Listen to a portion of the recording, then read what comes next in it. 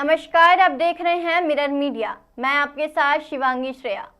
सदर के तत्कालीन एसडीओ अशोक कुमार की पत्नी अनीता देवी की रहस्यमय मौत के मामले में एक नया मोड़ लिया है।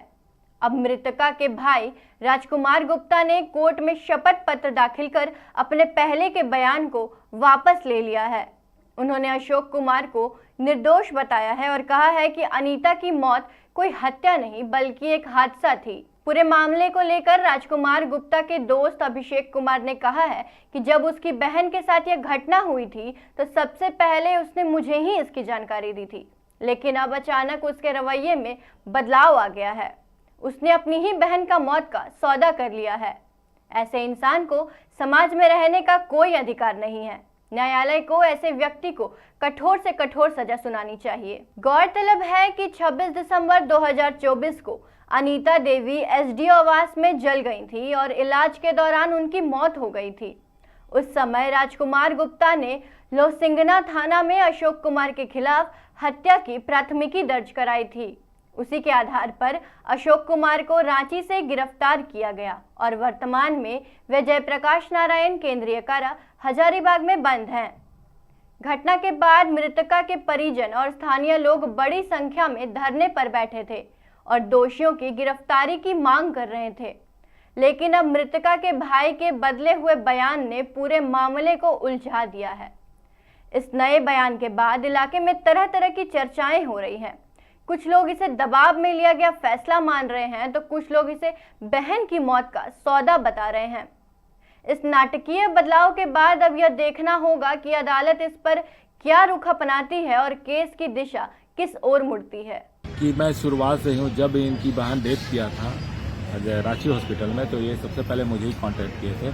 राजू गुप्ता ने बताया था भैया हम बॉडी को लेकर आ रहे हैं, ऐसे है, दिस है, दैट है, लोहसिंगना में रखना है, घिराव करना है। तो हम बोले ठीक है, मेरा समर्थन आपके साथ है, क्योंकि एक बहन के साथ जला दे के मार देना बहुत ही बड़ा, आप समझ सकते हैं कि बहुत ही निंदनीय था। साफ दिख रहा है कि इन लोग दोनों का मिली भगत है, यहाँ बहुत बड़ा गेम हुआ है और इसे दबाया जा रहा है। इस बातों को दबाया इसलिए जा रहा है कि इन लोग में कुछ न कुछ साठगांठ हुआ है लेन देन का, और इसने अपनी बहन को बेच दिया है। और ऐसे दोषी, ऐसे पापी को एकदम सामाजिक बहिष्कार होना चाहिए। समाज में इसको रहने का लायक नहीं है, इस पे भी मुकदमा होना चाहिए। और इतना घेराव हम ही किए, 11:30 बजे रात को मैंने ही अनशन तोड़ा।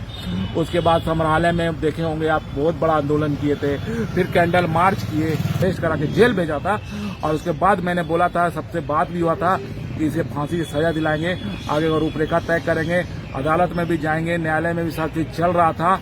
लेकिन एकाएक इधर एक सप्ताह 10 दिन पहले हमको जिस तरह बताया थाना पायो ने, रामनवमी के बाद इसके आते हैं ये लोग, पूरा 2-3 भाई हैं जो आए हैं और ये लोग आवेदन किए और ये लोग कंप्रोमाइज के लिए बात किए। यही आपको बता दे रहे हैं कि आगे का आंदोलन रूपरेखा तय करेंगे। राजू गुप्ता का के नाम से हम लोग एक निकालेंगे, जुलूस निकालेंगे, क्योंकि सारे माताएं बहनों हर समाज के लोगों ने साथ दिया था और इस साथ को अंत तक निभाएंगे। और मैं भी बात किया हूँ वकील से कि इसका आगे क्या होगा, क्योंकि न्याय चाहिए और इसने बहुत बड़ा गलती किया है। और दूसरा चीज, ये क्यों अदालत थाना में अगर इसके बहनों नहीं, अशोक कुमार गुप्ता नहीं किए थे तो फिर क्यों आवेदन दिया और क्यों बोला, चिल्ला के बोलता था कि मैं इसको फांसी मिलना चाहिए। मेरी बहन को जला दिया भैया, मेरी बहन को जला दिया है, हम नहीं छोड़ सकते हैं। हम बोलते भी थे कि क्या आगे का रूपरेखा, तो बोलता नहीं भैया उसकी बहन को हम जला देंगे, लेकिन कंप्रोमाइज कभी नहीं करेंगे। तमाम अपडेट्स के लिए बने रहे मिरर मीडिया के साथ।